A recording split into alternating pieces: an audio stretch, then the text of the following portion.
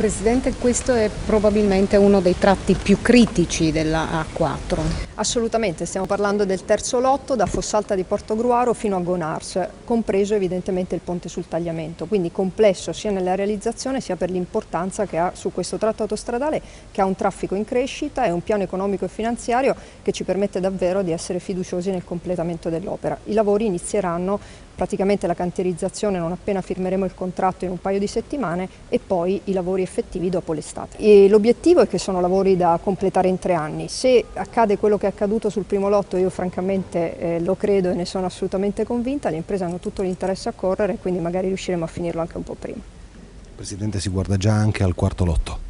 Sì, abbiamo lavorato in questo periodo sia a trovare la soluzione di tutto il processo amministrativo burocratico lunghissimo, complicato e ovviamente anche molto complesso dal punto di vista procedurale, sia portando avanti sia il terzo lotto che il quarto lotto. Quindi il sublotto diciamo, del quarto lotto, che è sostanzialmente Gonars e Palmanova, è anch'esso addirittura d'arrivo, quindi a breve firmeremo, come abbiamo fatto oggi, l'atto di transazione e sottoscriviamo il progetto definitivo e quindi poi faremo il contratto con le imprese, che tiene conto di alcune modifiche che sono state fatte nel frattempo, e anche qui i lavori partiranno dopo l'estate. A fronte di un minore impatto finanziario c'è una maggiore attenzione ambientale. Sì, è un'opera importante, come è accaduto nel primo lotto, e su questo andiamo in continuità pur avendo rivisto il piano economico e finanziario e essendo riusciti a risparmiare 500 milioni, quest'opera autostradale guarda molto con grande attenzione all'ambiente, soprattutto per quanto riguarda le acque che dal sedime autostradale si riversano fuori. Verranno tutte depurate, raccolte e depurate. È una sperimentazione importante che sta dando risultati altrettanto importanti sul primo lotto, e l'attenzione anch'essa alle barriere fonoassorbenti. Si tratta di 26 km, la stragrande maggioranza dei quali avranno le barriere fonoassorbenti.